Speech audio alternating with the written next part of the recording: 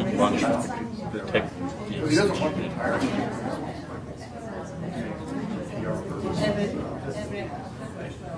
Yeah, because you're going to be focusing on them anyway, or I will be, or whoever's here. Yeah, it's the person who's Right. So I would just have that just on the person. And then we'll broadcast it. All right. Projectors.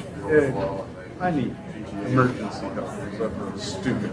Yeah, it should just be that right I there. forgot speakers for my laptop. Do you guys have some speakers? Yeah, that's Thursday night.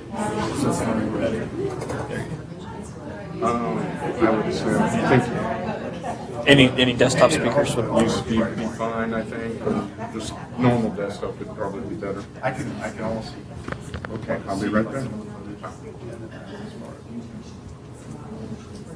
Who knows? Yeah.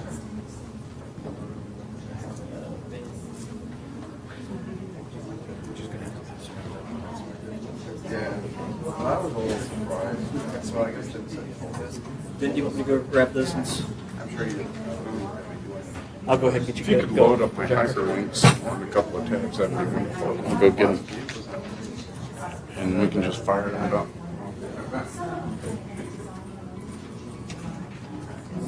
No,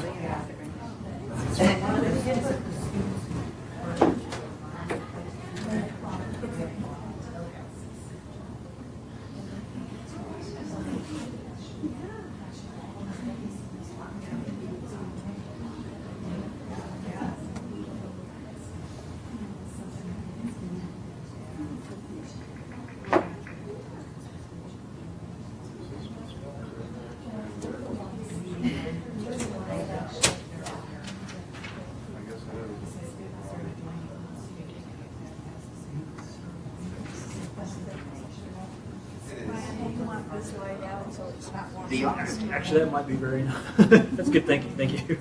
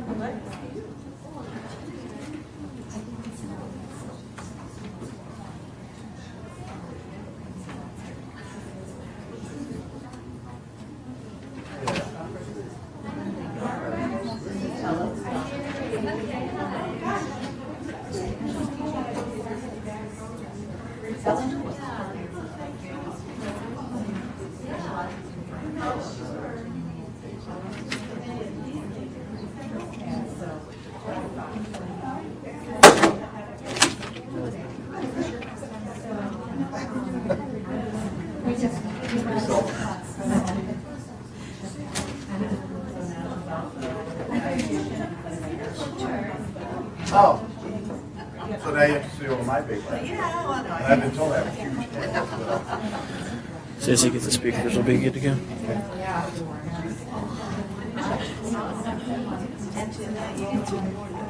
That's right. That's my excuse. Somebody was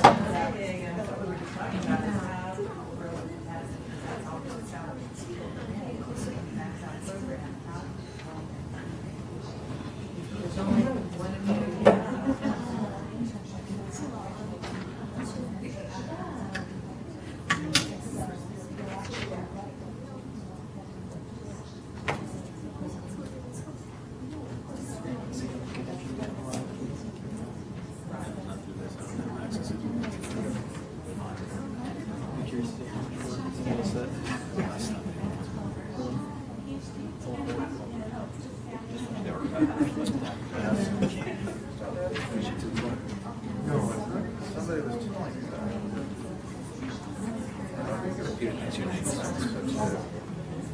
Yeah, every on my computer. I've got all your links open up on it.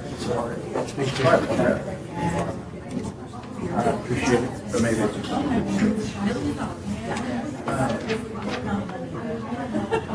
Same particular way you'd like to introduce you. You're signed up for podcast?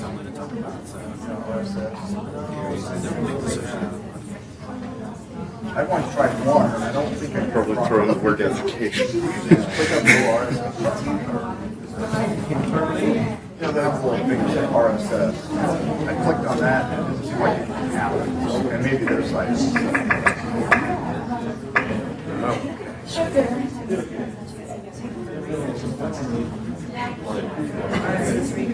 I don't know what you need. I mean, will iTunes work for that, or do you need a different? So used to higher resolution.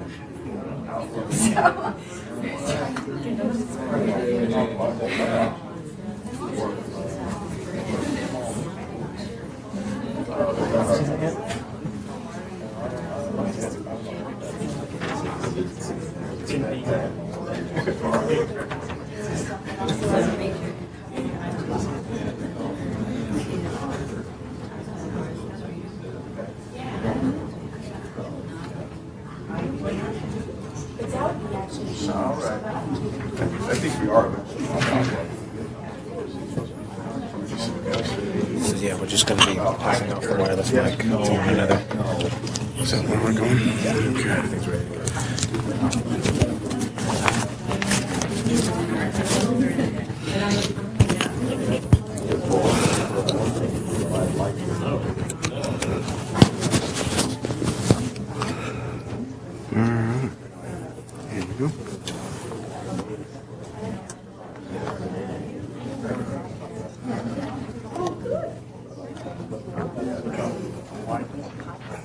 Okay. All right, here we go. Hello, everyone. My name's Ben Ward, and with me today I have Brent Enders and Bryan Vandiviere, and we're going to be talking about podcasting and vodcasting as the last instructional design and technology roundtable of the fall semester. We're going to be kind of informal. The three of us have worked a long time, and truthfully, they're much hardened pros, much better than myself at this kind of thing. So don't hesitate at any point to interrupt, and don't be thrown off by the fact that they may throw in answers that are better than mine at any given point along the line. We're going to start our showcase, well, not even showcase, our presentation really showcasing some vodcast or video podcast that are actually being used on campus from a variety of courses, just to kind of give you a taste for it.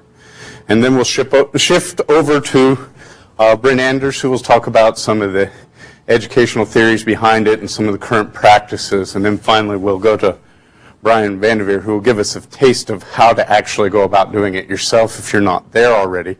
And if you are there, some of the other toys and tricks that might be of use to you that you might not know about yet. I'll probably be calling attention to a couple of people throughout because I'm actually showing some of their videos, and they were gracious enough to show up. They're probably going to wish I wasn't showing them. But we'll go ahead and give this a quick try here. And I'm going to also show a few things just off campus too, just to kind of give you a go. That's pretty much most of my physical presentation at this point in time. And we're going to go ahead and open up one of these real quickly. This first clip is actually from Sue Williams' class from Anthropology, Sociology, and Social Work. And let's see if I can get it playing. The windows may be fighting us a little.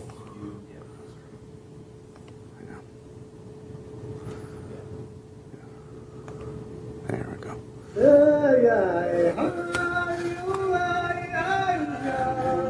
And she actually built us a compilation just for this. I was surprised. I called her up, and then later that evening she sent this to me.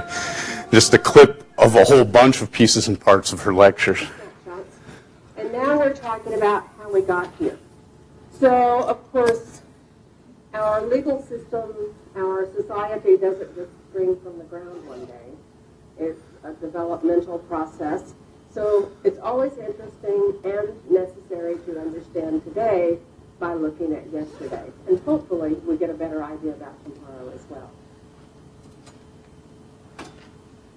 So some of the issues have always... And this is actually on her class concerning the death penalty. And whether or not as I they said, should do it. Dr. Williams never fails to please. She every semester tries to top herself in what she's doing. How should we fill them? And what are the results when we fill them? So it's really not that complicated. Now, as we get into each one and try to untangle and be able to... I know it's a go little forward, dramatic. A lot of her classes are it kind of certainly does get dark, to be honest. Or question. She has a really famous one on serial murder, and I don't think we'll be showing any of that one. Do away with the problem as opposed to like dealing with it, you know. And it seems almost to me like Jeff comes to the issue, you know, when you get like mass murders and stuff, as opposed to like attempting to psychologically analyze and deal with it and find out why it's working. We'd rather just do away with the problem, you know, like a see no evil, hear no evil type situation, you know, where if we just do away with all the bad people, people will stop doing bad things. We are for quick fixes.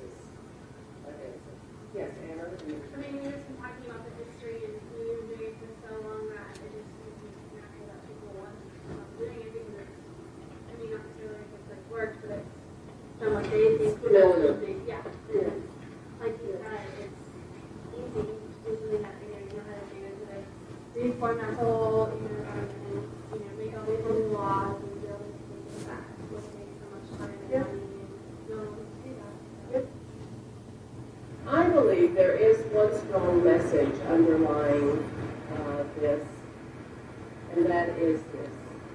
There are no winners here. I think no one, for the most part, rejoices.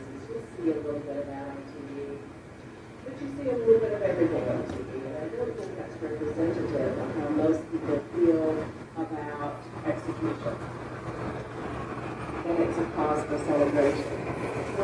But at the very least, if you believe that the defendant deserves to die, their families don't deserve to suffer, the victims' families don't deserve to suffer, the people in the system who devote their lives and sometimes almost their sanity, their emotional well-being, to trying to carry out this system, the cost is large.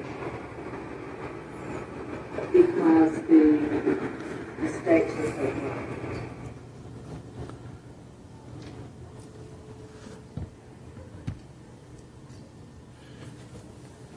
Okay, I'm going to go ahead and shift. Well, I actually have a fair number of clips that I was planning to show, so we're just going to get a taste of some of these. Our next taste is actually with Terry McCant's class on conflict resolution. And she's been using a product called ScreenFlow to actually build her video castings. She can wave. Don't feel bad. She's one of our earlier adopters and is doing some really nice work. My dad, this is new for me. I really did. Oh, I started the wrong one. My bad. We'll go ahead and start the right one. I'm bad about that sometimes. And it should just be full screen now. Welcome to FSHS 532-752. The topic... So I'm going to kind of scrub through. That's actually a video term where you pull through the timeline. And we're just going to get a taste of this. This is a full lecture that she's actually built up, so there's a fair amount of effort put into this endeavor. I'm sorry about that. Sometimes I collapse words when I get going into single words. And so, at a lot of requests, I'm going to include this lecture as we start getting into a lot of the work that Letterock is doing. And there are neat things you can do to include pieces and parts. I gotta quit being such button The happy. idea that it's the issue of territory claims. In other words, how do we recover our homeland that has been taken away from us? And we'll just go ahead and hop into right about a little here, you will come across this statue called Hands Across the Divide. And it's a pair of bronze... Is there a particular moment in time you'd like me to throw up, or? And the sculpture is in... But you have to realize this is lecture, and lecture translates only so far into video. There's a certain amount of power with being in the room with somebody. But this is some of the best that there's out there on campus right now. So you have to view it for what it is, and you have the opportunity to sit in your office and just do this, which is a huge convenience in many, many ways. Reach across regardless of how. And I'm probably going to hop too fast through these. Am I getting a little carried away? Let me know if I am. I'm going to go ahead and flip to a whole different direction right now as we get even further and deeper into kind of the lecture model on video. And this one comes from Daniel Swenson.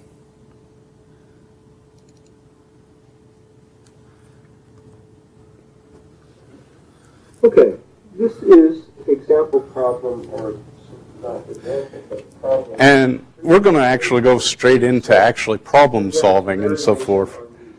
And he's going to go a whole different direction with this. And this is an upper level engineering course that actually is working on dynamics. I believe it's engineering 512, I believe it is.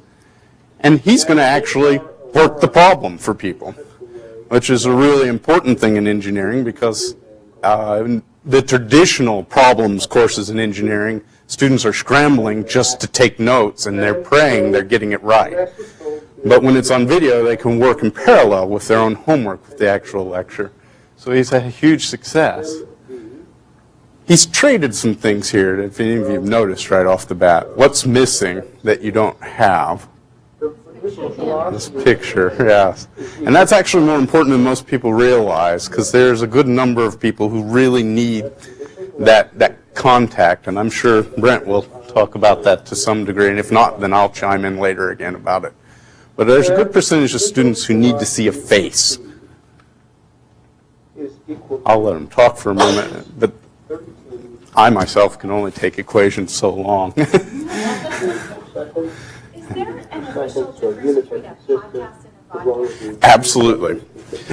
That's a good question. A traditional podcast is audio only. And if you'll notice in your handouts that some of you got, there's a little section towards, probably on the flip side page, says audio. One of the products we're talking about, in fact, all the products we list are probably the easiest low-hanging fruit to grab onto in many ways, is Audacity, that works both on Macs and PCs. And you can literally just fire that up and record yourself an MP3 file. And with any luck, Bryan will actually show you kind of how to get that into your course and even make it so that it has an RSS feed and everything. So. It's an MP3 different from an MP4. Okay. MP3 is basically just an audio file, where MP4 is video and audio file. And so far, everything we've looked at has been an MP4 file. And truthfully, we looked hard for an MP3 file. Nobody's really using them. Anybody who has an opportunity to use video just makes the jump. There's some real valid uses to using an MP3 file. It's smaller. So if you have students who are like in rural Kansas or overseas and you have bandwidth concerns, an MP3 file is a better trade-off in a lot of ways. And you could send, a compressed version of your PowerPoint or whatever, and have a separate MP3 file, so they're not just battling trying to get video to download. So there's some advantages to using the MP3. Plus, it's very portable. You can just plug it into any one of your MP3 players, whether it's an iPod or one of the myriad competitors with Apple. You were going to say? I have a quick question, mainly for those people who are using the podcast and podcasts. The advantages to incorporating this to your class, of course, could be to either replace the lecture or to provide additional experience for distance education, and then to provide repetition of what they heard so they can see it later. Are there any other values towards including this into your course that I'm not seeing? If you're doing a purely distance course, it's a good way to put a face to connect to the voice and the emails and everything, which is actually essential to the success of a distance course. Otherwise, you really feel like you're just kind of casting yourself out into the ether as a student.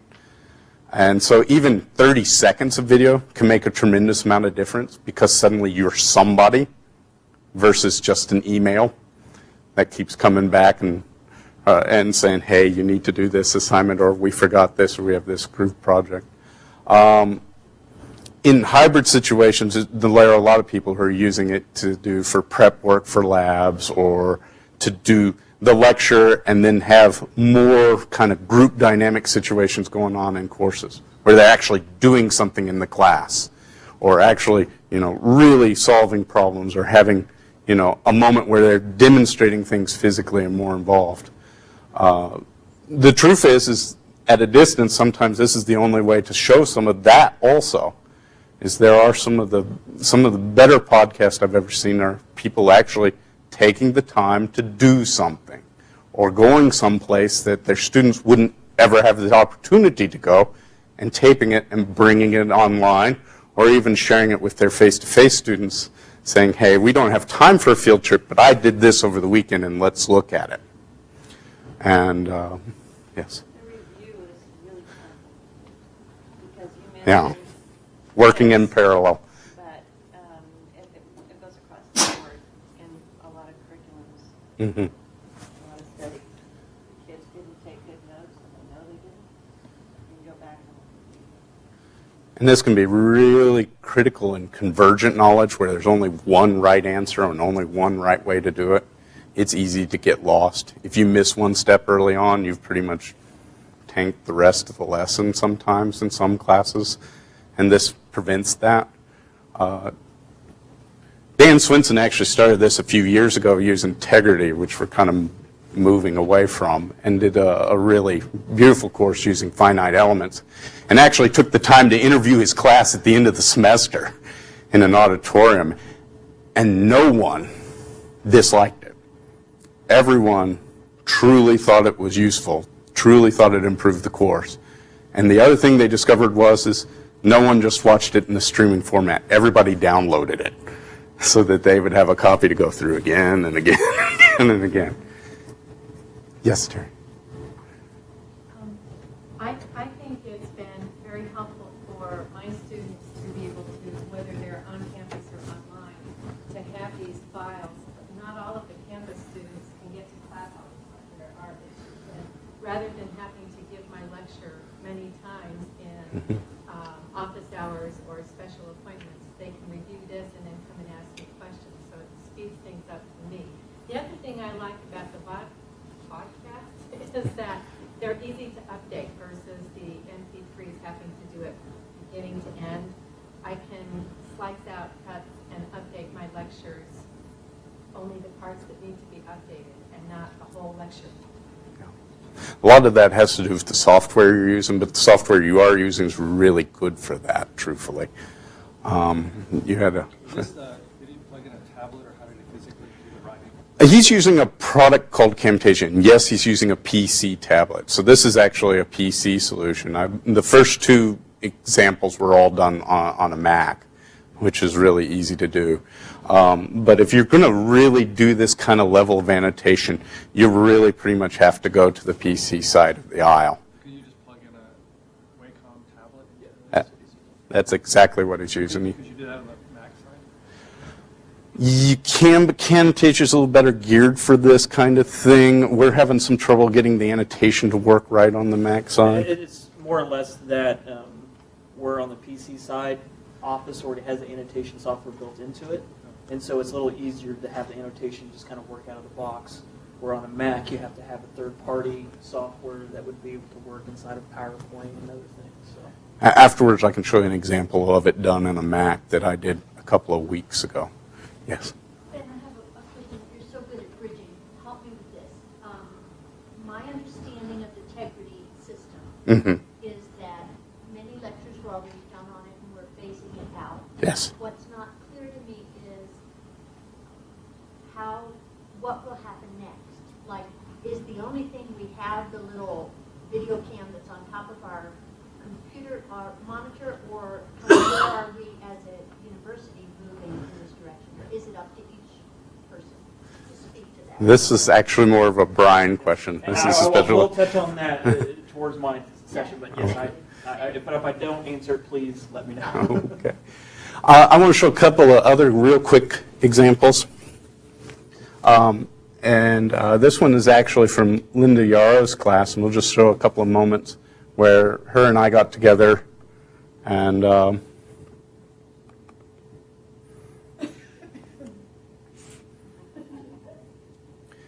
this is for a nutritional assessment course. And as she was pointing out when we were building these, her students never actually get to see these things, but they'll read the results of them, and they need to know this practice. So we actually went in to a lab with Mark Hobb and Bryan Snyder and kind of filmed some of these things. Let me go ahead and go into full screen just so I don't accidentally turn on something else.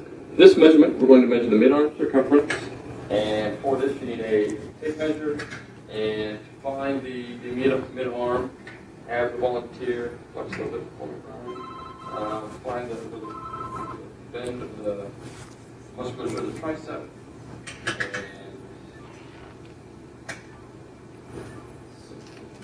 I turned it off and then turned it back on the call.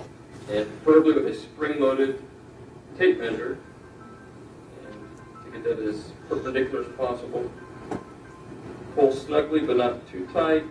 Take your measurement. In this case, it is 355 millimeters or 35.5 centimeters. And that is also the same size we use for... Those of you who might be into exercise and so forth, Bryan's kind of an exception. He sits at about 6% body fat.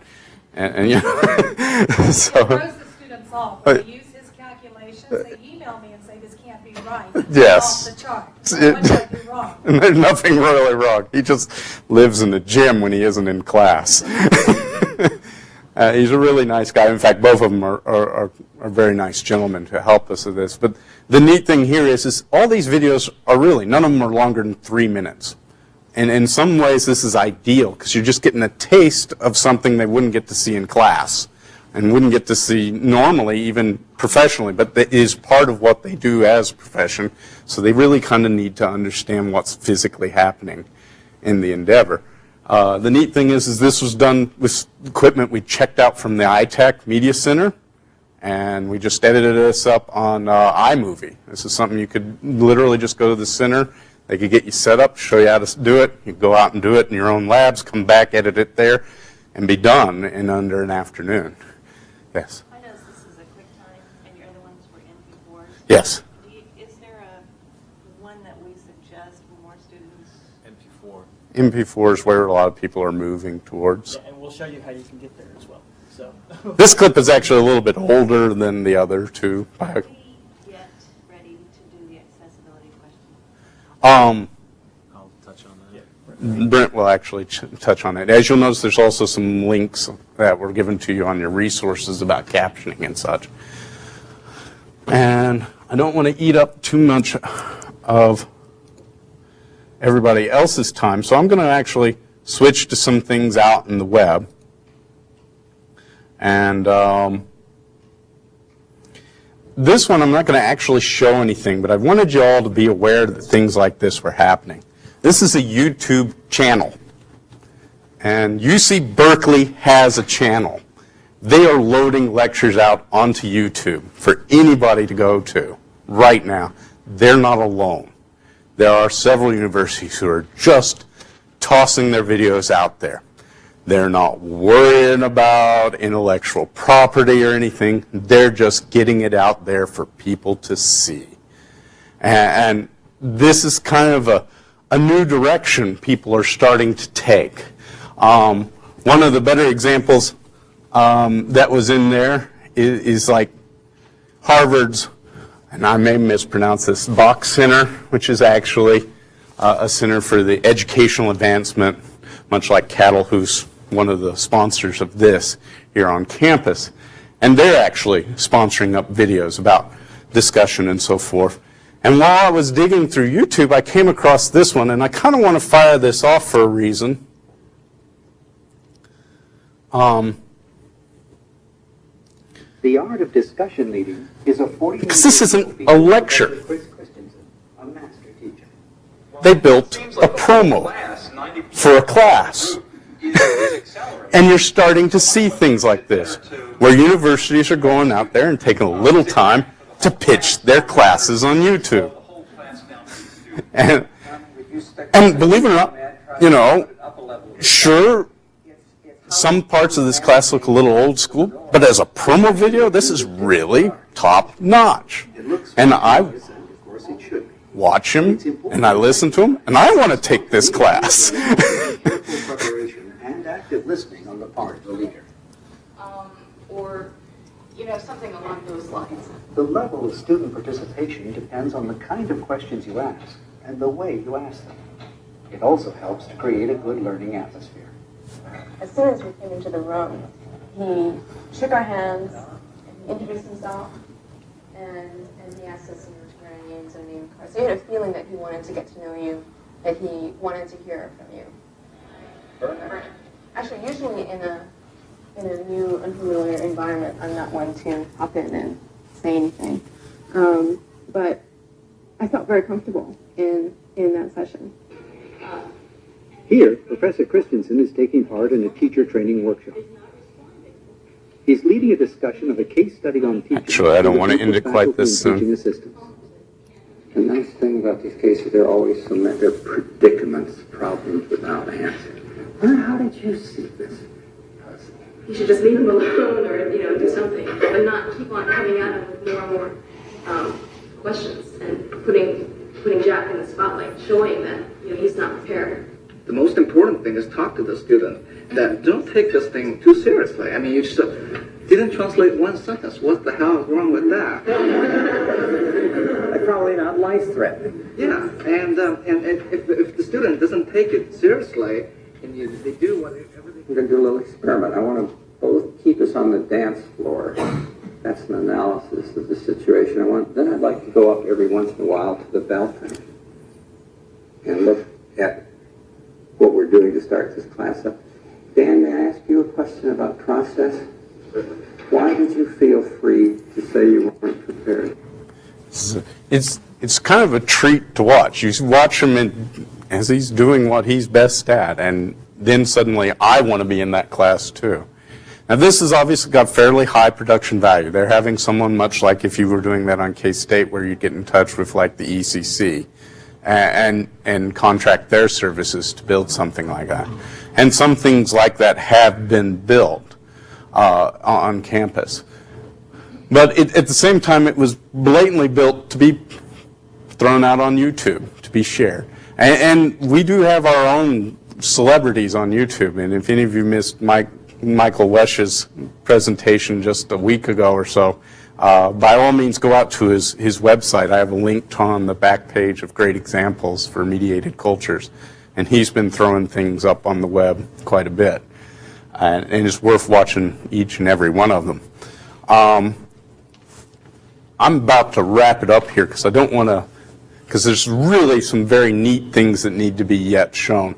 So without a further ado, do you want me to leave anything up for you? Brent Anders is going to come up here and he's going to discuss some of the educational theory aspects of this and talk about some of the current practice in using podcasting in education. Oh, yeah. And we're going to do a little shuffle and dance because we're all using slightly different files and slightly different equipment.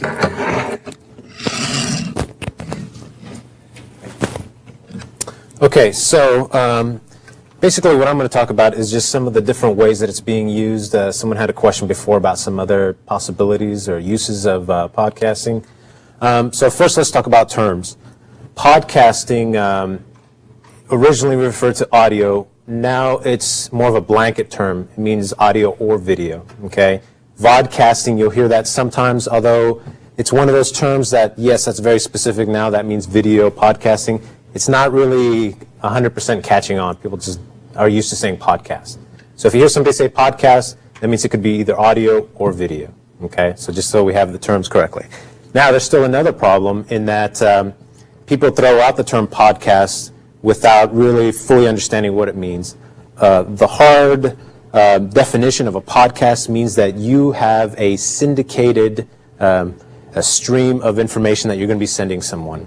So you're going to be sending them an audio file or a video file periodically. They have a subscription to it that they hooked up to via an RSS feed. So that means that they have basically a channel, a connection to it. Whenever they turn on their internet on their computer, it's going to check that RSS feed to see if there's a new episode, a new podcast, and then send it directly to their computer, or at least send them a link to their computer saying, here it is, ready to go. So that's the hard, fast rule of what podcast really means. But again, it's one of those terms that people are just sort of throwing out there widely to just mean, hey, I got video, okay? Because like the stuff that's on YouTube, well, you could hook up with an RSS feed if they offer it for that channel or for that feed, or you could just go and access it all the time, right? Because YouTube is just available anytime. So those are kind of some different terms, different understandings of it. But again, it's not really that important to fully understand it. The thing to understand is how to use it effectively. So what a lot of instructors do is they'll take their podcast, they'll make a podcast of their lecture. Here's me giving my presentation, this is what it is, and then boom, it's sent out via podcast for either distance education or even offer it on campus as well. So that's one way to do it. There's many different ways that you can do it, and even doing that way, there's lots of things to consider. When you're actually making up the podcast, you could hook it up so that, okay, here's my 40-minute lecture, here's my podcast. Or you could do it in more manageable chunks, like 10-minute chunks, 5-minute chunks even. Conceptual chunks for two main reasons. One is that it's easier to understand if the student is, okay, here's this concept, I see the title, now they're going to teach that to me. Okay, I got it. Now I can move on to the next one. Okay, I got it. I can move on to the next one. I'm going to break here, go take care of something, come back, now I'll start again. Very manageable as opposed to this long 40-minute thing. Where did I end it before? Okay, so that's one reason. The other thing is what you were mentioning before. If I'm giving individual podcast chunks of concepts dealing with the overall lecture, well, something changed in either the whole subject matter, so now I can go back and change that concept, or at the end of the semester when I'm reviewing my course, you know what? It makes a lot more sense for me to take this chunk, move it in over here, and that way it makes more overall sense. If you want to go even further with this whole idea of the chunking and the movement, how about I'm a subject matter expert dealing with this subject, and I talk about this other part, but I'm not really a subject matter expert. I covered it well, but it could be covered even better by this other instructor over here. Hey, can I use that chunk that you have for this? Now I can take that, put it over here. So now we're taking from all these other instructors, we're putting it together in an even better format. Now again, you are the teacher, you're the main facilitator, you're the one that's really going to teach that concept to them, but you're taking from other people just to give a better class overall. Okay? These are just ideas, possibilities. Going on with different uses of the podcast, different ways that you can use this. It doesn't necessarily have to be a one-way street, right? I'm going to give you this assignment, and I want you to do a podcast and send it to me. Just make a video and send it to me. This, of course, works well and makes a lot of sense with like language, where, you know, I'm testing basically your ability to speak the language or to understand the language, but it has lots of implications for lots of different things. I don't know who said it, but someone said it, and I've definitely felt this, and I'm an instructor for the military as well. If you have to teach something, you're going to learn that subject so much more, so much vastly more. Why? Part of it is just so that you can understand it when you're instructing it, but also for the fear of them asking you a question, right? So if you give that student the opportunity to have to be in that predicament, it's really going to improve their ability to grasp the knowledge that you're trying to get them to learn. Because, of course, you're doing other educational things like you're making it more real for them, you're personalizing the information a lot more because now it's very real because they're going to be up on the podcast, they're going to be in the video. And then you can take that a little bit further and, okay, well, here's the video of this student, and I'm going to give him a grade, but I also want all the other students to view it, to learn from it, and then to sort of rate him or post comments about him, and then, it goes on and on and on. So there's different ways that you can use the video itself and have that all be part of the podcast, or just in general have that be part of the video that you're going to be giving information on. Okay, another part that it can be used very efficiently as well is I'm teaching a class. I'm talking about equal rights, diversity, and I keep mentioning different leaders in civil rights. And I keep mentioning it and talking about different speeches that they made, but I'm saying that assuming that you already know that person. You already sort of have something that you're bringing into this that you already know. Well, what if you have no idea who it is that I'm talking about? I'm expecting this from you because we're at a college level, but I can set that student up for success and at the same time avoid him having to email me or contacting me saying, hey, I don't know what you're referring to, blah, blah, blah. You could have different videos already set up within your course. This kind of comes in with just-in-time learning where, okay, here's a video that's all about this civil rights leader. Here's a video that's all about this era of civil rights. Not part of the course per se, but if you need that information to understand this overall theory or this overall thing that I'm trying to teach you, well, then you can go there and access it, learn it, and then come back and move along with the rest of the class. So see how I'm using video to further enhance the overall thing and to alleviate people from contacting me. I'm trying to teach a class here. I don't have time to, go backwards in order to bring you up forward. How about you take the time? It's already there for you. Now you catch up. Now you keep going. Just other ideas, other possibilities. Now the big thing in courses that is being discussed a lot deals with blended learning. This is basically where it's a combination of, well, okay, it is a distance course, but it's also, we're going to bring them in for a little bit so that we can have some one-on-one time with them specifically. This is that concept, but not really, but you can see how it could all tie in. So I want to play this short little video for you. See if we can get this to work. Oh, because it's doing parallels? You don't have FLV player on anime? Okay. That's my fault. And it's firing up my email because parallels just shuts down where we were. Is it going to take too much time? It's not 100% necessary here. It may take a minute or two. Okay. Well, let's just go on. Let's just go on. Basically, the video talks about it's a news report. It's talking about a high school. I'm not even sure where it is, but what they've done is they've set up this podcast, and what the coolness of it is, and ties in with blended learning, is basically they've made it's for high school, okay? But you'll see how it can be applied also to higher education, in that the homework that the student has, most of the time, the homework that they have is the course. And then when they come to the course, when they come to the class, that class time is just interaction. So basically, their homework is to view the lecture. When they come to class, that's when they do the actual homework, the actual problems. This is a world of difference, but it makes so much sense because now they're having all that time to more one-on-one time. Okay, do 1 through 10. Here you go. It's real short. Giving out homework. Instead, the students watch recorded lectures at home and then do the corresponding homework during their regular class time. 11 News reporter Rosie Luisi is live tonight in Woodland Park. And Rosie, how do the students like it? Well, they love it. According to teachers and educators from as far as Japan have been calling the school asking where they came up with this brilliant idea. 2 teachers at the school say they stumbled on it on accident. Those are mole-to-mole ratios. The only homework these Woodland Park High School students ever really get is to watch TV. Kids learn with the screen. I'm an old guy. I like a book. I read a book this weekend. It was like with paper, but these kids, they read with things like, they look at screens. Jonathan Bergman and Aaron Sand decided it would be a good idea to record their lectures live. We discovered the software. It was intended for students who couldn't make it to class. Wow, this is an amazing teaching tool. And that's when their wheels started turning. What if we did that all the time? And now they do. Instead of sitting and wasting 45 minutes listening to a teacher yap, they're going to have more time to work one-on-one with the teacher, work through problems, do a lot more hands-on activities, a lot more lab activities. Allowing students to do the brunt of their work in class has worked wonders for their students. They used to go home and they would get stuck. They would call their friend, which is okay. They would cheat, or they would just give up on it. Student scores have shot up this year, leading teachers to believe this is the way of the future. It's going to happen. I think it's a matter of time. This is going to take off. Kids can watch lectures on their iPods, cell phones, and the internet, but since not all kids have access to all those things, teachers can burn their lectures onto DVD, and so far they say that's worked for all the students at the high school. John? Yeah, we didn't even have DVDs when I was in high school, Rosie.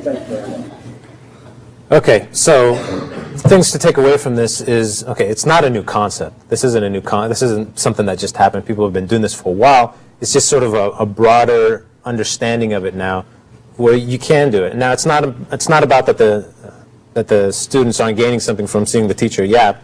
he's not fully grasping it here. The thing is that now we have time for more one-on-one learning. That now there's time to actually discuss and actually do it. What I teach for the military is called BNOC. It's basically a school that teaches soldiers how to become advanced sergeants. Every single time at the end of the course, it's about a 2.5 weeks course. At the end of the course, 8 hours per day. At the end of the course, we go through what's called an after actions review, where we talk about things that went well, things that went bad, what they'd like to see improvements on. Every single time, all the students say that they love the practical exercises. At the end of each lecture, we go through practical exercise to make sure that the student understands what it is that I'm trying to teach them. And this is many different forms of practical exercise, group work, individual work, projects, blah, blah, blah. The thing is that they love that interaction, that time that they get with me directly. They love being actually able to take what they learn, put it into a more real form, bring it out of the abstract into something physical, do it, and then get immediate reaction from me as to did they get it, did they not. So by doing this, you'd be able to have that time, that one-on-one time, to be able to grasp it. Now, we're talking blanket type stuff here. I don't want to direct it to anybody as far as, oh, well, this is the A answer. This is exactly what you need to do. You need to understand as the instructor, might this work? Maybe doing it sort of like this or parts of this, or maybe I can do half of the lecture or part of the lecture. There's different ways to just take what's actually working in one area and apply it to your field. Just possibilities. One other way that podcasting is being used, like right now, I'm currently working on a project for counseling services. They came to me, I do a lot of video work, and they wanted to find a way to make podcasts, but they didn't want to make lecture type podcasts or just interview type podcasts. They want to dramatize lots of different concepts dealing with counseling services to try and basically give a snapshot to the students. I just finished doing part of a video dealing with soldier coming back from a deployment, and now they're on campus. They're a student now, and they're dealing with issues of getting out of the military, back to the civilian world, away from a possible war zone, and now they're trying to interact with regular students, dealing with the stuff that they're still not finalized with.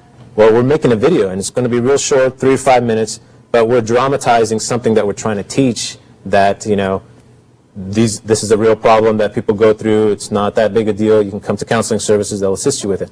So we're dramatizing the information. This is sort of like a edutainment type of thing where we're trying to mix media to try and give that information. So that's just yet another possibility and idea for it. Dealing with accessibility, you have some of the links there. That'll give you some overall thing. The big thing with this is you can do captions, and that's one of the things that we're working on for K-State Online, for the podcast, for the individual videos. The main way that we're approaching it is twofold. We're going to give the ability to have a separate, basically it's going to be layered on, so when you watch it online, it's going to be layered on top of the video, and you'll see the actual captions. Another way is to actually embed it within the video, so it can be either opened or closed, depending on what the user wants. That's a more advanced process, and the main route that we're going with that is basically so that the video will work with captions on like an iPhone or there's various different media players out there, but we're trying to get the overall thing. Now, talking with the people here at Accessibility, the key thing that you want to do is to be able to try and meet it. The best thing would be to have closed captions. It can be very expensive, so what you want to try and do in the interim, as you're trying to get to the final best way, is to have transcripts. If you have transcripts of what you're saying in there, or at least general transcripts, that will help the students with if they can't hear, to be able to put 2 and 2 together. Here's what I'm seeing. Here's what they're talking about. It also will assist the student as well, just because now they can go back to a textual form. There's some textual learners, audio learners, video learners, that type of stuff. So that's the big thing that we're pushing for right now, is if you're going to be doing video, try and have some form of a transcript to assist those that can't hear. Any questions dealing on that? Yes? Do you have any suggestion of a vehicle we could use for the transcripts? Because it already takes a lot of time to do the videos. If you don't, if you haven't used the edutainment idea, then you got to go back and also type out a transcript. Is there something that will do that? Right. There really isn't anything. There's no. I mean, drag and speak, those type of things that are audio. They hear the audio and then they spit out a text. It's getting closer and closer to be able to do that automatically. The best answer right now is that you consider this and think about this at the very beginning. So, like, for one of these videos that I'm doing for counseling services, I wrote out a script because my actors are going to need that. So now that script is, guess what? That's basically a transcript. Some slight modifications, there's a transcript. When you're going through trying to plan what it is that you're doing, you're going to write out an outline. Well, with the outline, there's, you're really close to the script right there. You can put in more information right there at the very beginning. Yeah, it's much easier at the very beginning than it is afterwards. So that's something, within the whole coursework framework of when we're making it to begin with, you need to think about it at the very beginning. Yes? One final observation about that. There are transcription services. There's one in Denver that Extension Services has used quite a bit, and that they turned me on to when I needed some transcriptions of hour-long video presentations. Not frightfully expensive. Yeah. And depending upon how fast you want it back, if you want it back in a week, it's not very expensive. If you want it back in 24 hours, they can do it, but it costs you about 3x. Yeah, there's various paid services that'll do a very good job. Yes? I was just going to say, in my case, my videos were so short, under 3 minutes, that DCE was able to do it for my distance classes. And I said, okay, is this something that I can count on y'all doing whenever I do videos? They said, not necessarily. We just happen to have the time and the resources right now, and they're small enough. But still, they did them for 5 videos for me, which was very nice. Right. Extra credit. Get any other questions? Okay, Bryan Vandiviere is going to talk to you about some K-State Online stuff.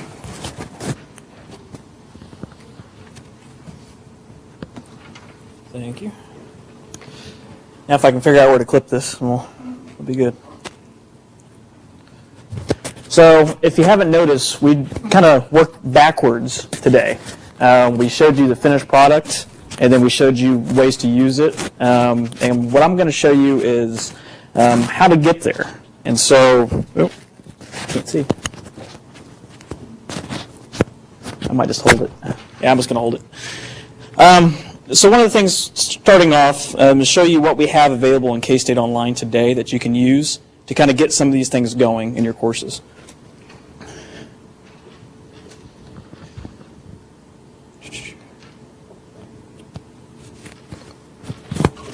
Okay. Bear with me just 1 second here.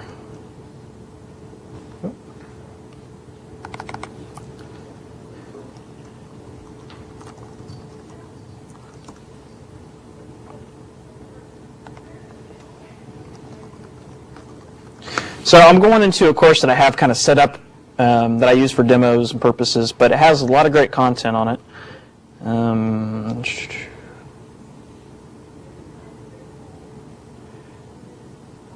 Passed it.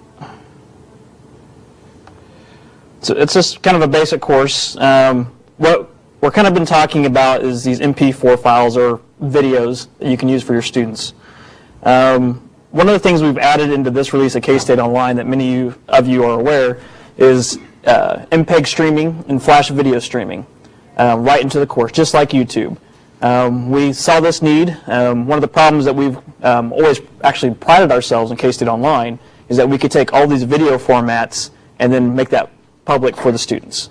The problem is we accepted all these video formats, and the students need specific players for each one of these videos. And so we kind of brainstormed a little bit and decided, hey, why don't we take these videos and do one output for the students? That way it's easier for them, support's down, it's just better all the way around. So you can do some actually pretty nice stuff here. We talked about instructor content, but one of the things that we can even do is if you have a DVD that you just want to put up there,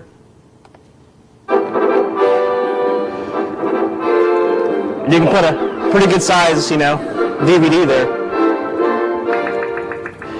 So you have a lot of flexibility here. It just doesn't have to be you speaking and doing a lecture. You could do some kind of outsourced content, maybe from YouTube or some kind of other thing you grab from a colleague, and put that right in the course for the student. So here's our basic player. This is something we built in-house. We try to make it as easy as possible for the students. Not too much there. Play and a stop. Here's our seek bar so they can kind of fast forward across the video. Let you know how far you got to go. Of course, our audio and a mute. And this is probably the best one, is the full screen. Because if you are doing a PowerPoint presentation, sometimes it might be kind of hard to see your actual PowerPoint in a small window. But this allows your students to make it full screen onto their desktop. So one of the things Brent talked about a little bit was accessibility. Don't quote me on this, but we're hoping by the beginning of the spring semester to have a closed captioning button here. And this is where students could get that transcript right there on your top of your video without, so it'll just be a nice little click right there. So how do we get from here? Well, there's a couple of ways. If you're using a product and you are creating video and you have an MP4 file, it's pretty simple. All you have to do is upload the file like any other file in your course. And it will just go ahead and recognize, hey, this is a video file that I can stream right in the course. So that's really handy.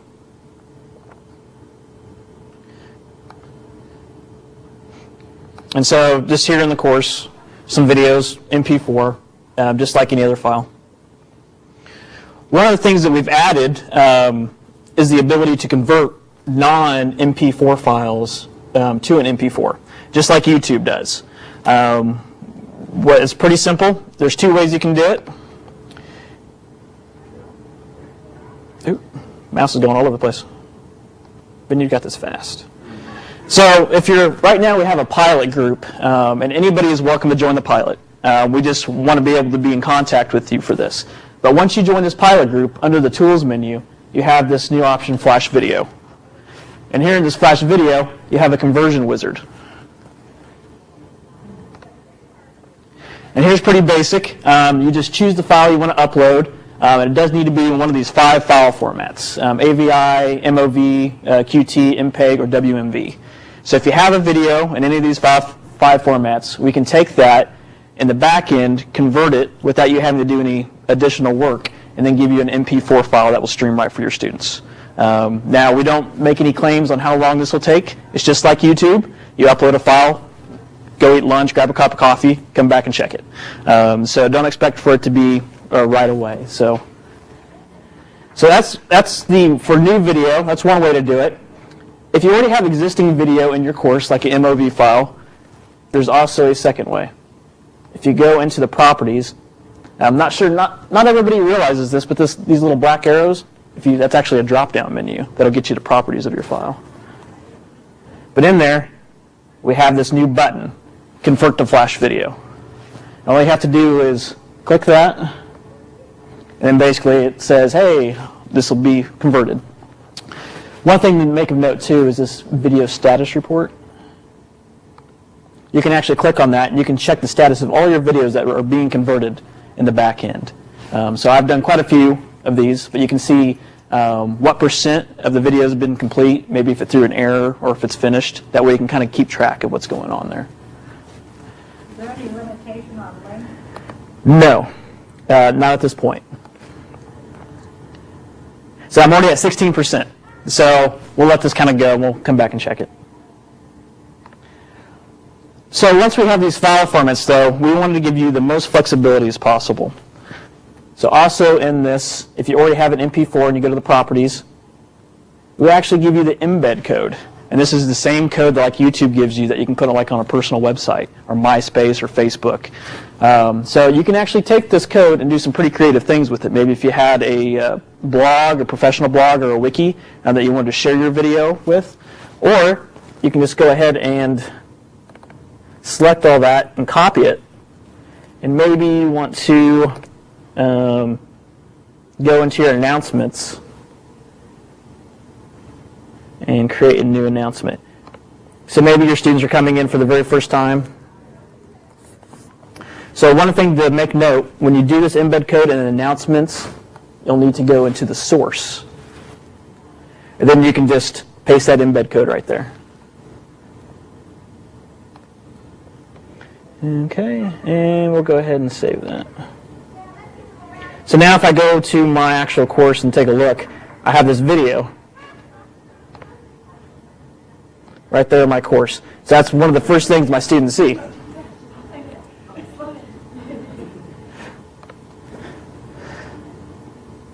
So this could be great. We're not going to necessarily listen to me talk here, but you can actually do a welcome message. That was probably a bad place to stop it, but you can have a welcome message basically saying, hey, this is who I am. Welcome to my course. This is where you need to go. Check the syllabus here. Do your first week assignment there. So you can kind of make it personalized as soon as the students come right to the course for the very first time. And yeah, that wasn't a good place to stop. So there's a lot of options with that embed code. Let's go back to the tools page here.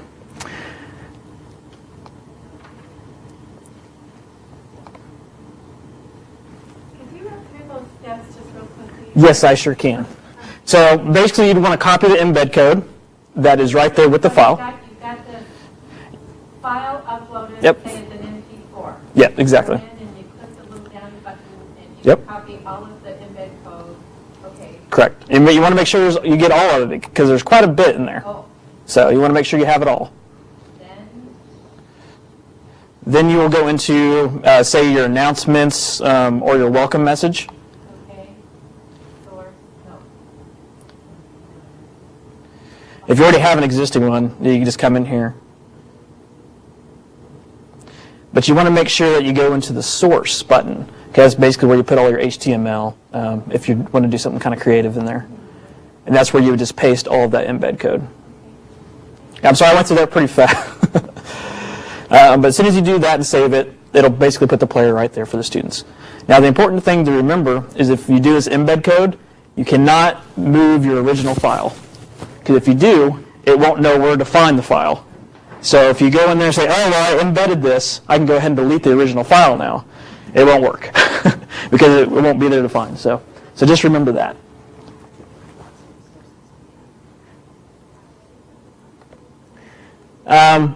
So let's take a look at maybe this folder. I have, let's say this one, have all these video files, and I want to make it into a podcast.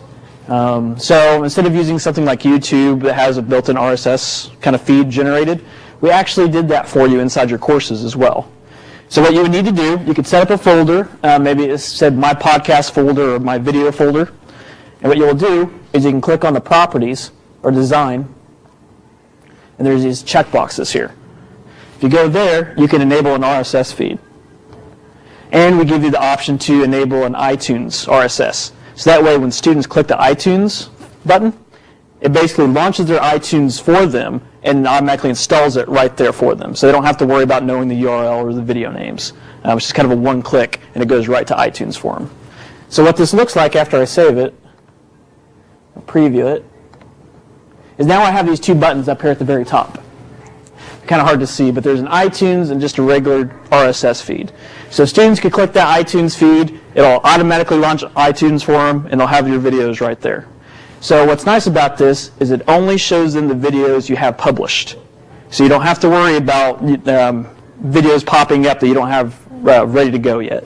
You can just publish them, it'll show up in the feed, and then they can watch them locally right there on their computer. Did you have a...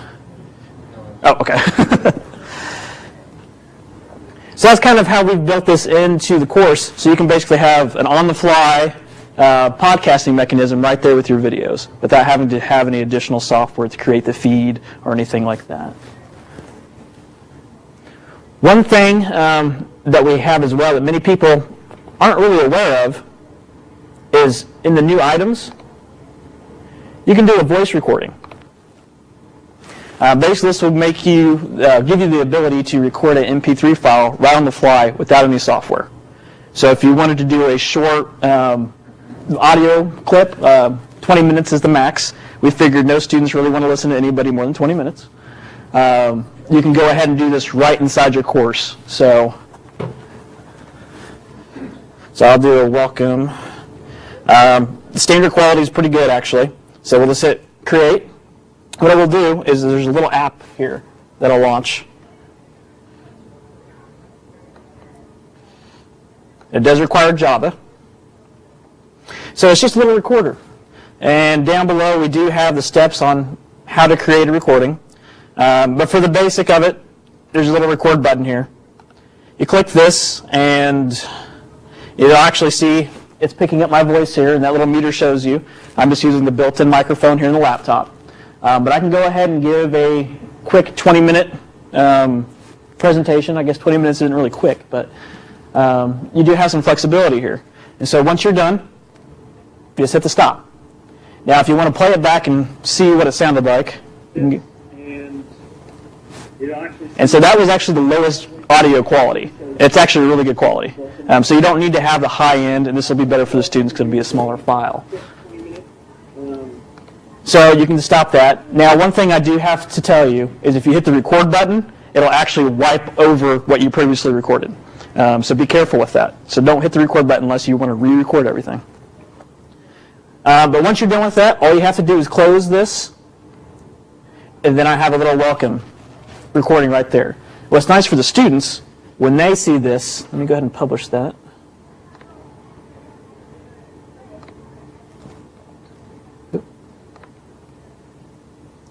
It will actually give them an MP3 file. So if you have the iTunes or the RSS feed enabled, you have the MP3 podcast ready to go without any additional software. So you can do this all built into the system. So please use that, because I don't know if many people are using that. But it's a great feature, so please try it out. Let us know what you think. So that's what I kind of wanted to show you within K-State Online. Let me do this.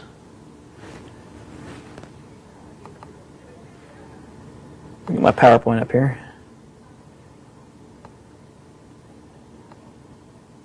Okay. So one of the major things that we're looking at as an initiative, K-State-wide, is all of these things that we're showing you are a non-proprietary format. This kind of goes into the integrity question. We as a university kind of want to get away from anything that's going to be a proprietary output for the students. Because just like Integrity, where we decided to move away from that, we had over 10,000 lectures created with this. And they kept raising the prices and support issues were occurring, and so we needed to move away. Now, the problem with that is all of these lectures were in a proprietary format.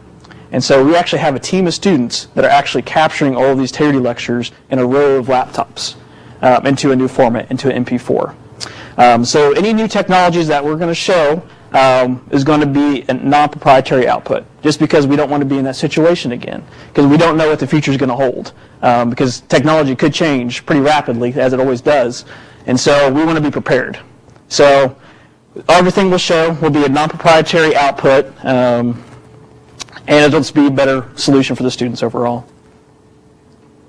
So a little bit of the audio, and these are listed, except for I don't believe GarageBand is, for creating an audio podcast. If you don't want to use that player or recorder that we have inside the course, Audacity is a great one because it works on any computer platform. If you're on a Mac, GarageBand. And what these look like, give you an idea, because we could talk about them, but until you really see what you're looking at. It's basic. You have a little record button up at the very top. You need a microphone, of course. But you click that record button, and it just records your audio format. It'll just do a file save as an MP3. It's pretty basic. And this is free, open source software, so you can try this at any time. GarageBand, it's a little fancier interface because it's an Apple product. But it's basically the same premise. Record button, need a microphone. One of the things that they did add, though, is you can do kind of sound effects. So if you wanted to, have a doorbell ring or something during your podcast, or kids laughing in the background, you could do that. And one of the neat things, too, is it integrates within your iTunes library. So you can pull in songs to kind of record as you're recording as well. Now, on the more professional level, I'm not going to spend much time on this, but I want to show you, you do not need to buy an expensive audio software for this, okay? Because when I show you the interfaces for this, I even get scared looking at it. So just keep that in mind.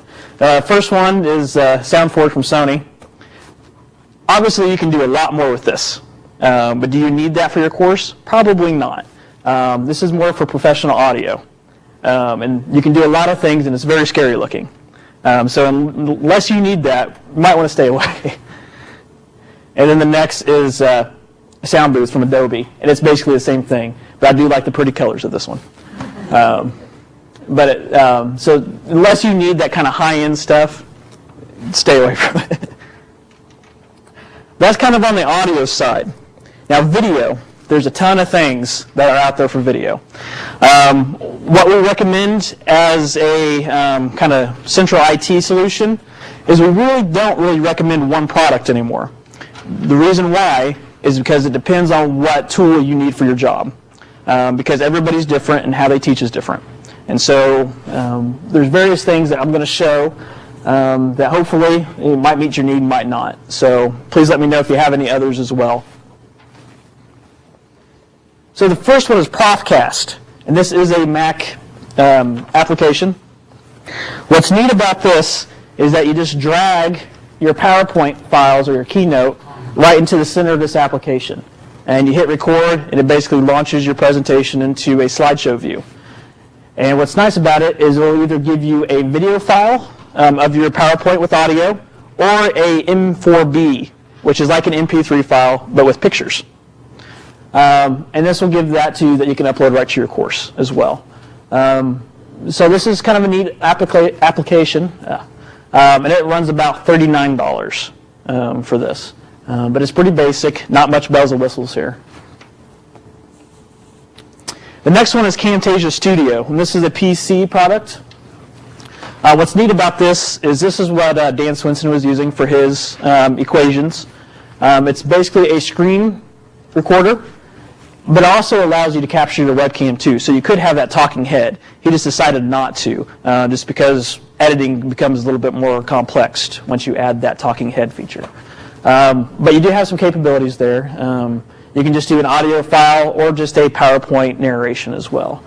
And academic pricing for this is, I believe, is $178. But the nice thing is you could put in a tablet PC and do all of your annotations that way. Next one is Snapcast, which is another PC application.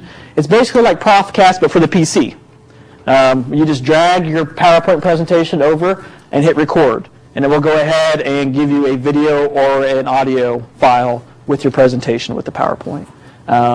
This one is about $30 as well. But it's just kind of a neat one-button record, do your presentation, stop. Yep. So basically, I mean, if I have a PowerPoint presentation of 20 slides, it's going to be 20 minutes, let's say. Right.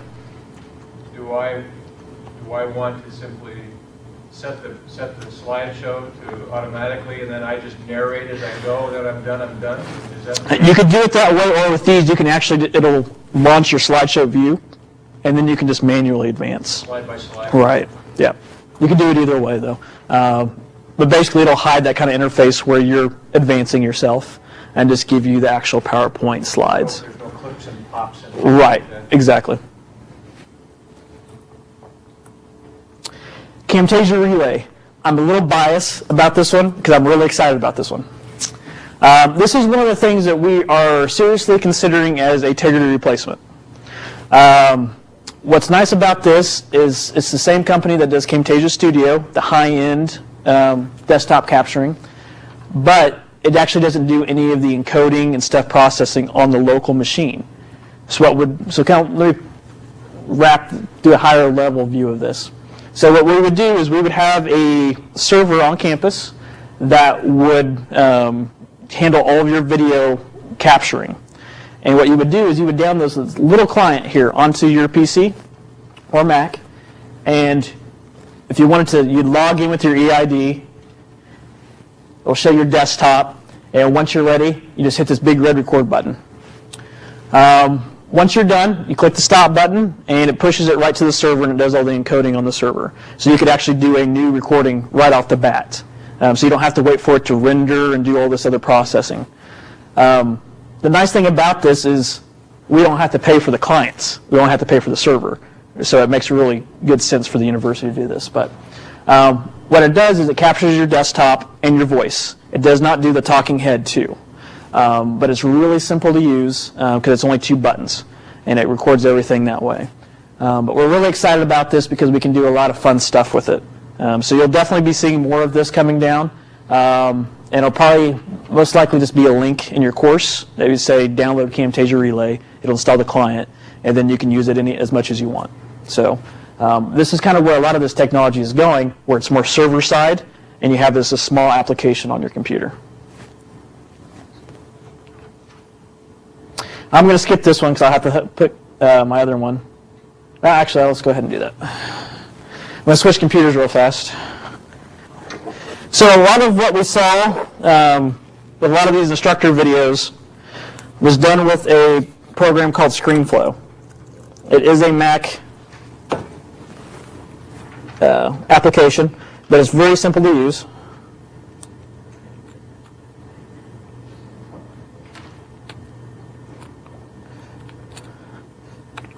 The problem with always demoing technology live is you never know what you're going to get. So don't worry when it happens to you in the classroom or in your office. It happens to the best of us. He's telling the truth. I actually at one time had ScreenFlow on my computer, and somehow I've managed to delete it. So that's why we're switching computers. So when you launch ScreenFlow, you basically have this recording window. What's nice about it is you can use the camera built into your laptop, or you can plug in a camcorder. So we could actually plug in the cameras in the back of the room and have more of a higher quality video.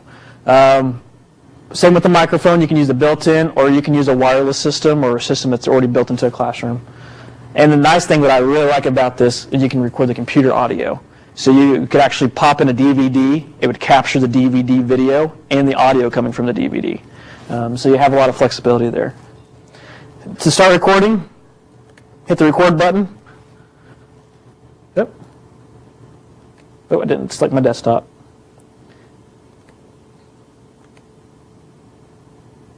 Yep. So it'll count down for you. And what's nice about this now is recording everything I do or say on my laptop. So I could pull up my PowerPoint, I could pull up a website. A lot of flexibility here. One thing I'll show, I don't know if anybody's seen the Collegian today.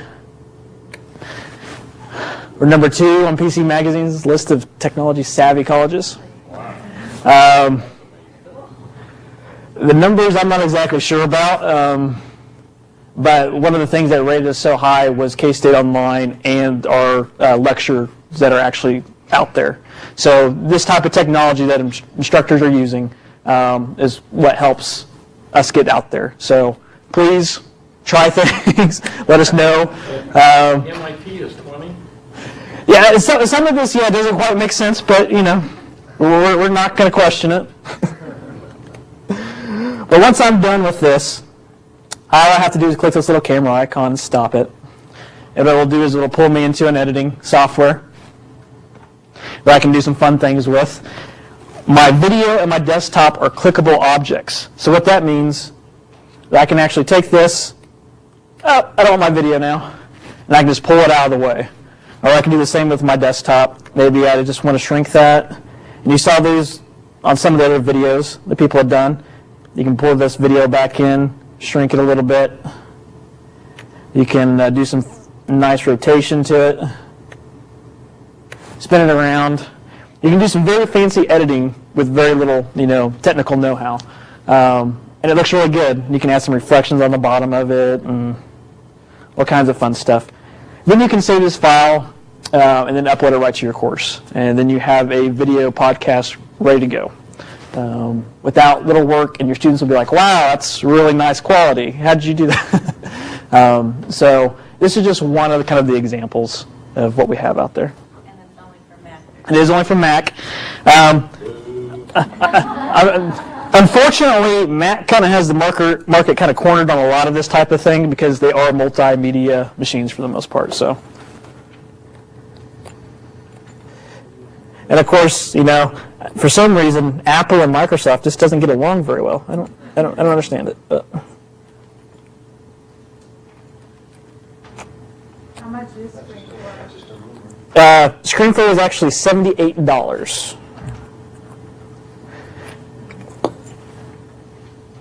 See, this is why technology. You gotta love it. I can't even get the cable plugged in. So when is the number 2 wired university, computer science university, going to give us all desktop machines and high-end desktop machines to do all this? Well, the nice thing is a lot of this stuff doesn't require high-ends that we're showing because, I mean, it could, but the problem is you'll have to wait a while on the rendering side of things. But that's one of the reasons why we have that encoding in K-State Online, where you can just upload a file and let us do the encoding for you, so you don't have to sit and wait for it.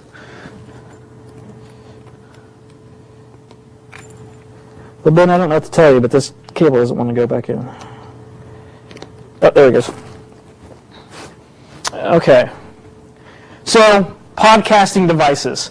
One of the perks of my job is I get to play with new technology, and so it's kind of like Christmas. So here is some of the things that are on my Christmas list, okay? The Zoom H2 compact stereo recorder. What's neat about this is it's very powerful and cheap. It's about $130. What's cool about it is it recaptures your audio through the built-in speaker or mic and records it to just an SD memory card.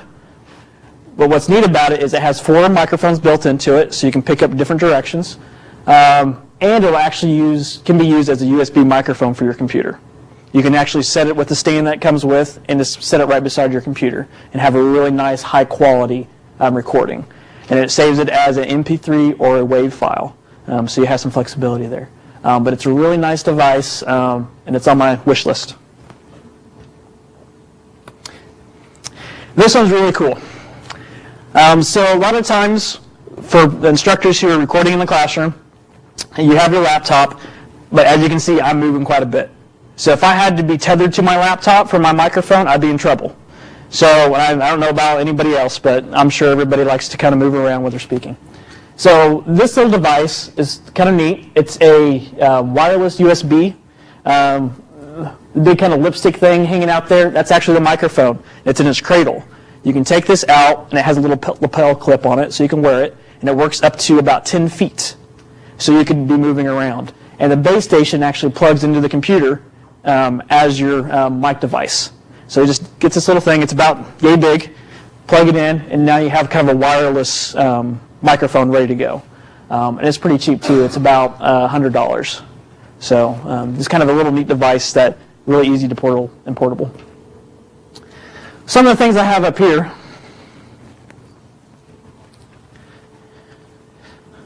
You can always come up and look at these too, but this is more kind of a high-end device. This is what we do for some classroom recordings. Basically, it allows you to plug in various microphone inputs. So if you had a microphone off a camera, a wireless lapel system, you can plug this all in, and you can actually save it to your iPod while you're recording. Just have a big record button, and it'll go ahead and capture all the audio coming through the system. What's cool about this is it'll actually has a USB out, so you can plug this into your computer as well and capture going to your iPod and to the computer at the same time. So all kinds of fun things, a lot of buttons you can play with, you know. But this is kind of neat, and this is pretty cheap too. It's just a Belkin kind of iPod device, but you can do some really neat things with it. And what we use it for basically is a audio backup, just in case something were to happen with the recording of a video. You always have a MP3 you can pull from. So this little device is called an iRecord Pro. What's neat about this is it will take a video input from the back, and you can plug a thumb drive into the side of it. And so there's only 2 buttons, a power and a record. So you hit the record button, and it will encode your video as an MP4 in real time. So you don't have to worry about sitting and waiting for it. So once you're done, you hit the record button again, and your thumb drive's ready to go. So you don't have to worry about it rendering out the video. But then you can upload that video straight into K-State Online. We have a lot of instructors who are doing this in big auditoriums. They will check out a camera from the ITAC, and they will actually just sit this in the back with a GTA, and they'll just hit record. And the GTA will run the camera in the back of the room. But you have the MP4 file ready to go right after this. iRecord Pro. Yeah, and their website's just irecord.com. It has nothing to do with Apple. They're just running off the whole I sort of thing. But what it was built for was actually to take stuff off your cable box. But it's made its way into education and to churches as well. The Pro is about $250. But what's nice about this is it basically bypasses the computer. You don't have to have any software at this point. This basically is your capture device and computer. So, and you get about 6 hours of video per gig of space. So if you have a gig thumb drive, you can get about 6 hours of video on it. So does ITAC have those or not? No, they do not. They have them in some rooms, classrooms, but for checkout, no, not at this point. Of course, the last thing I wanted to show is this little guy. Basically, it's just a webcam teleprompter. You just slide this in on your laptop, because I don't know if anybody else, kind of self-conscious when you start to record, when you don't want to be kind of glancing down at your notes the whole time while you're recording. This basically allows you to pull your notes up on your screen, and there's a little mirror underneath there that'll reflect up where your camera is. So that way it makes it look like you're looking at your camera while you're reading your notes. And this runs about $30, and it just slides down over top of your laptop. And for those of us that are self-conscious, we can kind of look at this and say, oh, yep, okay, feel a little better about the recordings. So this is this little kind of handy device. I wish I would have thought of it, because it's just plastic and mirrors, not hard. CI2I. Yep, and it's just basically slide right over the laptop screen where your laptop camera would be. Or if you had an external camera, you just kind of slide it in right through here and just close it down. And it will kind of hide it. That way you're looking at the camera. So this is a really simple device, but it goes a long way too. So that's kind of where we're at. Special technology-wise, we're looking at things that are non-proprietary, that are going to leverage MP3 or MP4 streaming that's built into your courses. That way you get the most bang for your buck there. That we can handle the conversions for you, so please let us, if you want to be a part of the pilot, let me know. We'll get you added onto that. Again, I think probably the spring semester we're going to open that up for everybody. But we just wanted to test our servers to make sure we were ready for it. And so far we've had a really good response from it. But please let me know. Feel free to come up here and look at any of these devices. But yeah, that's pretty much all I have. Is there any questions? Yeah. Legality question. I have a video DVD I purchased. I show it in campus classes. Any way I can let distance students have access? That's a tricky situation. Depends on who you ask. If you I'm going to ask the person who will say yes. So okay. Well, one of the big things that we have been talking with vendors about, if you purchased a video, they can come and you can ship it to them. They'll encode it for you, add any capturing to it, and all this stuff, and host it on their servers. And the way they get around it is that they say the Education Act allows you to use any of that thing that you would use in the classroom if you're behind a password-protected place. So load it on to their iPods, and then they now have it outside of that password-protected site. Then they could probably come back at you. You might not want to put that like in an RSS feed. Okay. Put it somewhere else on the course. Okay. But that's what this company is saying. How they get around it is just because as long as it's behind a password-protected interface, then it's basically the same as protected under the Education Act. So. You say they. Are you saying all companies are saying? Most of those companies that are taking videos and doing things with them, so for educational purposes. So say you bought a DVD from Walmart and you wanted to use it in your course but didn't have it in a format, they'll take that video or that DVD, you send it to them, they rip it into like an MPEG-4, and they send you that file back or a link to their servers. And that's what those companies are saying. And they haven't been sued yet. So, right. I think as long as you're not uploading a whole DVD and streaming it, so, you know. This is a PBS DVD. It's an hour long. Okay. Well, I guess more of a commercial. So if you didn't go out to Walmart and bought like Iron Man, for example, and wanted to show your whole students that whole video, they might kind of look at that a little bit. But have you tried contacting them and asking them? I haven't. I just figured I probably couldn't, so Well, it's worth asking. Right. That's number one. Number two, I've done a couple of music videos in which I wanted to use, Lee Greenwood's God Bless the USA for a brief video that we did for Greensburg. The cost to produce 500 copies of that video was only $250 in terms of permission to use it, to license it. Many of the music companies now have sort of express licensing programs, and for certain kinds of applications, it's not terribly expensive, but you do not want to use something like that and not have licensed it. That's where you really get in trouble. Now, having said that, the other comment is that, for example, the Extension Television has a set of music DVDs of royalty-free music, and what have you got, 250 by now? At least. In terms of putting music under videos or other kinds of uses, that's an option, and perhaps the university through ITech needs to explore also licensing or buying access to one of those music programs. They are extremely sophisticated these days, and you can find any kind of music you want, any kind of genre, tempo, style, and it's quite a resource. But don't use copyrighted popular songs. Right. Yeah, don't go to iTunes and see what the most downloaded song is, and then pull it in and buy it, and then use it on your video, because they'll probably come after you. So. And you can also find some music sources out in the web that are designated under Creative Commons, and there will be stipulations on how that can be used. And you'll find a lot of music out there that musicians are just putting out so they get recognized. And if you aren't really using them for, bulk commercial processes, if you're just using them in a classroom experiences, most of those Creative Commons licensings will allow for that with no problem whatsoever.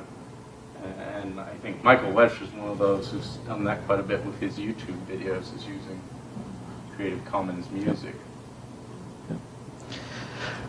One thing I wanted to talk about that I always tell myself we always need to talk about, but we never do, is just the basics. I don't have any slides for this because I forgot, again, just because it always slips our minds.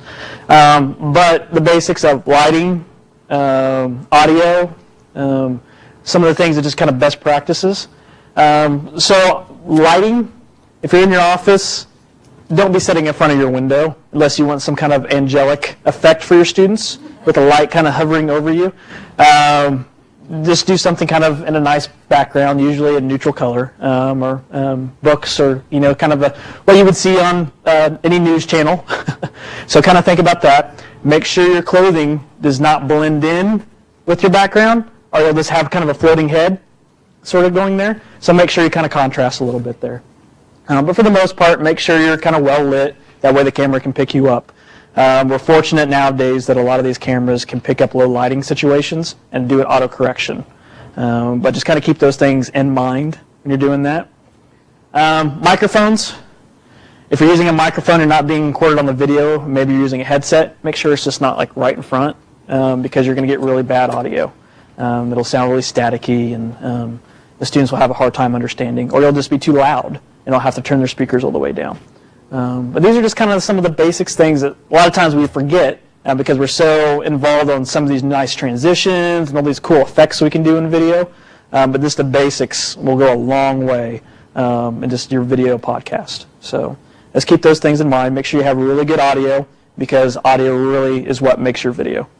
And then the lighting, just make sure they can see you, what it boils down to. So, yeah, Terry. I was going to say the other thing to keep in mind is that if you're starting to save these files like in ScreenFlow, they're very, very large. Yes. And I went ahead and purchased an external hard drive to save all of those files too. Right. I think that's a good best practice. Yeah, definitely. Because you never know when maybe you go back and say, oh, I really shouldn't have said that, or I need to add something. You can go back to that hard drive, pull up that video file, edit it, and then re-upload it. So it's always good to have those kind of there at your back, just in case you need them. So, Anybody else have any kind of good practice? Yeah. As you move from using videotape to recording now on solid-state medias, you really need to pay attention to that issue. We just paid $1,900 to recover a failed hard drive with 43 hours of video that did not exist anyplace else. And one way to do that is hard drives that have the capability to mirror the image. There are a number of backup drives that will enable you to set up a RAID array, as they're called, and it records the data to 2 separate hard drives. But that can be an extremely expensive proposition if you're not paying attention. And when you moved it, you see, a couple of years ago, you always have the videotape. I mean, if you just threw it in a box, and since it only cost $7, that's what you did. The chips are so expensive that you can't afford to do that. And so you copy it off to a hard drive. And then if you don't back it up, it can be, well, I mean, the alternative in our case was the whole project was lost. The whole thing, gone. Evaporated. Yep. So backups are your friends. So please back up. We're kind of in a unique situation technology-wise where the cost of storage on hard drives are so cheap that it's so beneficial to buy those extra hard drives because you can afford them now for the space. That's kind of one of those things where you'll notice the campus usually doesn't delete any of your stuff because we can buy storage for it. So that's the nice thing about K-State Online. All of this stuff is backed up daily. So if you did have a file on there and something were to happen, we can pull it back. But it's always good to have your local stuff backed up too. And what's interesting about this as well is that this is a lot of things production studios have been doing for years, and now it's trickling down to the education realm, where they've had these massive servers with storage where everybody's working on projects for like maybe Star Wars, but now we're kind of following the same model just locally, just because the price of all these technologies have trickled down so low that we can kind of do that now. So everybody wants to do that. We sent out a survey about Tegrity stuff, and nobody wanted to bring in a proprietary kind of system that would do that. They wanted to do everything on their laptop. They wanted to be able to take it with them to their office or home to record. And so these are the type of things that we're looking at. So it gives you the flexibility where you can decide, hey, what's going to be best for this class. So keep those in mind. Ask your audience, ask the students, what do they want? Because if it's something that they don't need or they don't like, they're not going to use it. So definitely ask them what they're looking for. Most students will say video because we're growing up in a YouTube generation now. But some of them will just want audio because maybe they're commuting on a train or in their car and they just want to burn a CD of your lecture and listen to it while they're driving. So definitely ask them, poll them, see what they want, and they'll tell you. They're not going to be shy about it. But that's going to be your best situation there because everybody will be happy across the board. So, yep. I missed the first couple of minutes here, but did you discuss at all if K-State is going to be putting anything on iTunes U? No, we haven't touched that. That's a good question. iTunes U, everybody's familiar with iTunes. They have a educational higher ed kind of branch of that called iTunes U. We looked at that a couple of years ago, but the contract was so messy that the Board of Regents attorneys basically said, nope, nobody should really touch this. They have since updated their contract, and we are exploring that currently. We're not sure what will be available at what time, but we are currently looking at that for maybe some PR things or from various departments. So. How soon that, do you have any idea how soon that? No, it's still kind of in the higher levels of attorneys still looking at contracts and making sure that everything is covered K-State wise. So any other questions? Good questions. Yep. Can you tell me what kind of software you're using to encode the videos that are put online? We're using a software called Onto, which is what a lot of high-end kind of production studios use. But we get it for academic pricing, so it's a lot cheaper. But basically, it will take any of the videos, and we have a dedicated server that will take your videos and encode them into the MPEG for us. So, and please, we're not discouraging people from just uploading videos and using us as a hosting solution at this point either. So you can upload videos and take those videos, that embed code, and do something else with them. So we want to give you the flexibility of that. So Please use that. If it gets really abused or maybe becomes really too high-end, like a Michael Wesch video, and we can't handle the bandwidth, we might push it somewhere else. But for the most part, we want you to utilize that technology. 'Cause that's what it's there for. It's free for you to use. So, any other questions? It's a lot of stuff, a lot of cool toys. Best thing I can say, all of these software have free trial. Download a free trial of it, play with it, see what works for you. Just go from there. Okay. Thank you for showing up, and we hope to hear from you again. This is a cooperative effort between the Center for the Advancement of Teaching and Learning, ITAC, and the Office of Mediated Education. Hopefully we'll have some more sessions coming this spring. Thank you again.